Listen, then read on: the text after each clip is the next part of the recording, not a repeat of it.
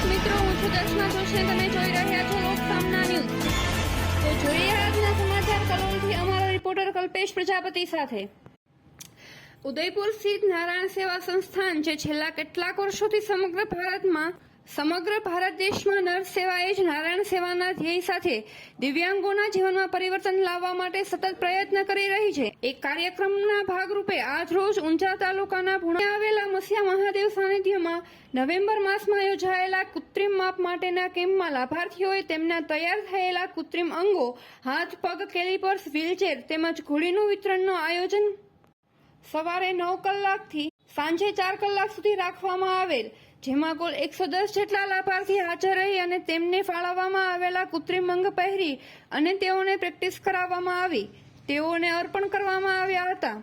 આ પ્રસંગમાં ભુણાવ ગામના યુવક મંડળ દ્વારા હાજર રહેલા લાભાર્થીઓને ખૂબ જ સરસ સેવા પૂરી પાડવામાં આવી હતી. આ પ્રસંગે હાજર રહેલા મહાનુભાવોમાં ભુણાવ ગામના દાતા શ્રી ટી.એમ. પટેલ ફેમિલીના હરેશભાઈ પટેલ, તેમની દીકરી અને પરિવારના સભ્યો હાજર રહ્યા હતા. આ પ્રસંગે ઊંઝા એમએસસીના ચેરમેન દિનેશભાઈ પટેલ હાજર રહી નારાયણ સેવા સંસ્થાન અને ટી.એમ. પટેલ પરિવાર સેવાની બિરદાવી હતી. આ કાર્યક્રમમાં નારાયણ સેવા સંસ્થાન સુરત ખાતેના ડોક્ટર તેમની સ્વયંસેવકોની ટીમ હાજર રહી હતી.